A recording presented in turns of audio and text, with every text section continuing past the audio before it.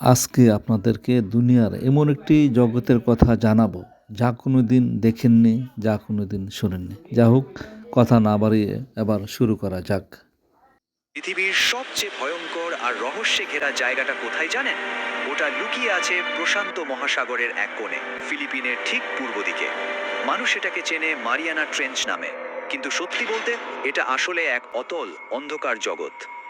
কিন্তু আসল প্রশ্নটা হলো, যখন আমেরিকার মতো দেশগুলো সমুদ্রের গভীরতা নিয়ে গবেষণা থেকে ধীরে ধীরে সরে আসছে, ঠিক তখনই চীন কেন এই আপনারা যে যন্ত্রটি দেখলেন, এটি তৈরি করেছেন চীন। ভয়াল গভীরতায় ঝাঁপিয়ে পড়ছে? এমন কি লুকিয়ে আছে ওখানে, যার জন্য তারা এতটা মরিয়া?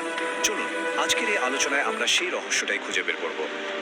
এই প্রশ্নের উত্তর পেতে হলে আমাদের প্রথমে ডুব দিতে হবে সেই অচেনা জগতে, ফিলিপাইনের পূর্বে থাকা পৃথিবীর গভীরতম সেই জায়গায়, যেখানে চাপ।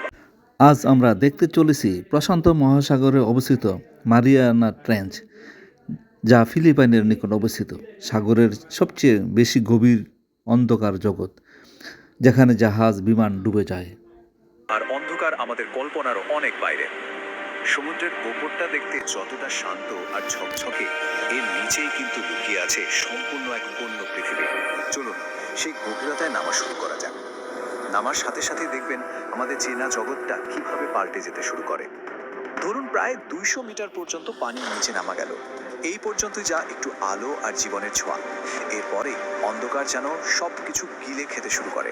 আর যত নিচে নামা যায়, পানির চাপটা বাড়তে থাকে ভয়ঙ্কর ভাবে। মনে হবে যেন চারপাশ থেকে কোনো অদৃশ্য শক্তি শরীরটাকে পিষে ফেলতে চাইছে। মারিয়ানা ট্রেঞ্জের 1 কিলোমিটার গভীরে গেলে সেখানে সূর্যের আলো দেখা যায় না, পৌঁছায় না। সেখান থেকে অন্ধকার জগৎ শুরু। সেখানে আছে অদ্ভুত এক ধরনের মাছ, যেগুলো নিজেরা লাইট জ্বালিয়ে চলে এবং শিকার ধরে। 1 কিলোমিটার নিচে পৌঁছানোর পর সূর্যের আলোর আর চিহ্নমাত্র থাকে না।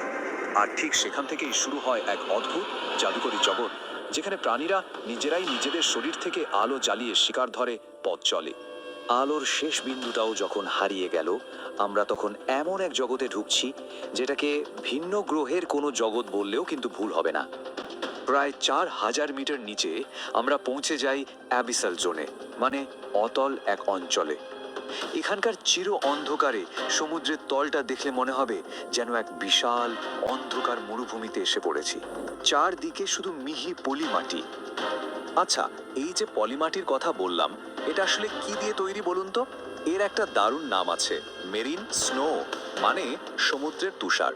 আসলে উপরের স্তর থেকে ধীরে ধীরে ঝরে পড়া মরা মাছ, প্ল্যাঙ্কটন আর ধূলিকণা দিয়েই এই স্তরটা তৈরি। কোটি কোটি বছরের ইতিহাস যেন এখানে জমা হয়ে আছে। খাবারের অভাবে এই অতল অন্ধকারে জীবন টিকিয়ে রাখা প্রায় অসম্ভব।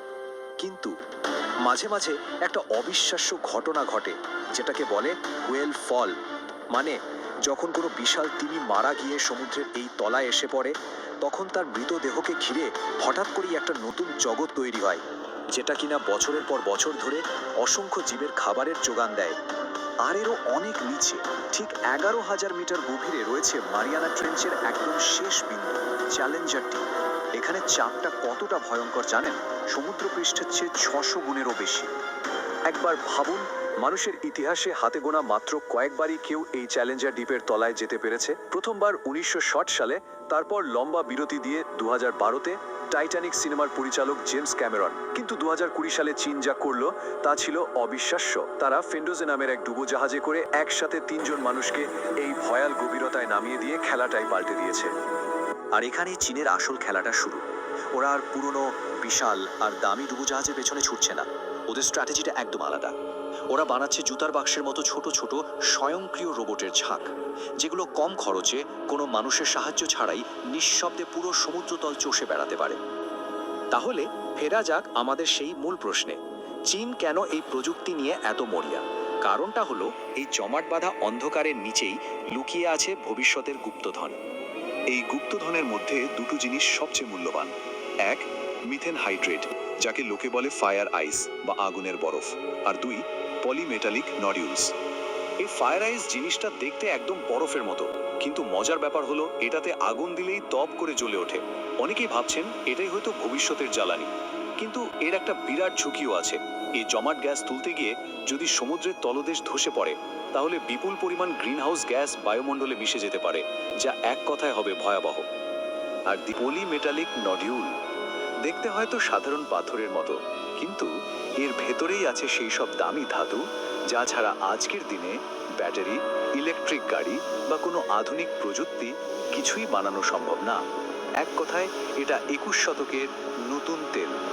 দ্বিতীয় যে সম্পদটার কথা বলছিলাম সেটা হলো, কিন্তু গল্পটা শুধু টাকা পয়সা বা সম্পদ নিয়ে শেষ হচ্ছে না। গভীর সমুদ্র এখনো হয়ে উঠছে একটা নতুন যুদ্ধক্ষেত্র। আমরা যে আধুনিক দুনিয়ায় বাস করি তার পুরো স্নায়ুতন্ত্রটা কিন্তু লুকিয়ে আছে সমুদ্রের নিচে।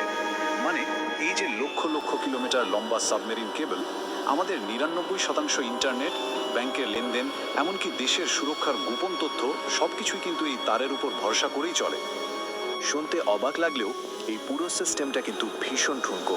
একটা সাধারণ জাহাজের নোঙর ছিঁড়ে ফেলতে পারে এই কেবল, আর তাতেই একটা গোটা দেশ অচল হয়ে যেতে পারে।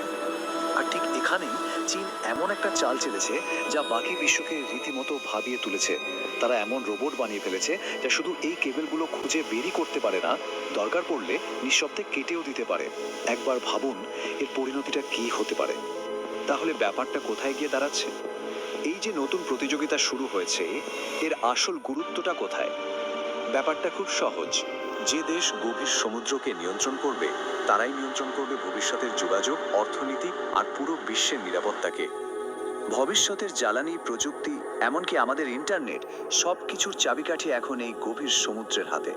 প্রশ্ন হলো, যে অন্ধকার জগৎকে মানুষ এতদিন এড়িয়ে চলেছে, সেই জগতের নিয়ন্ত্রণ যদি কোনো এক শক্তির হাতে চলে যায়, তাহলে তার আসল মূল্যটা শেষ পর্যন্ত কাকে চোকাতে হবে? ভিডিওটি দেখার জন্য ধন্যবাদ। ভিডিওটি কেমন লাগলো তা কমেন্টে জানিয়ে দিন।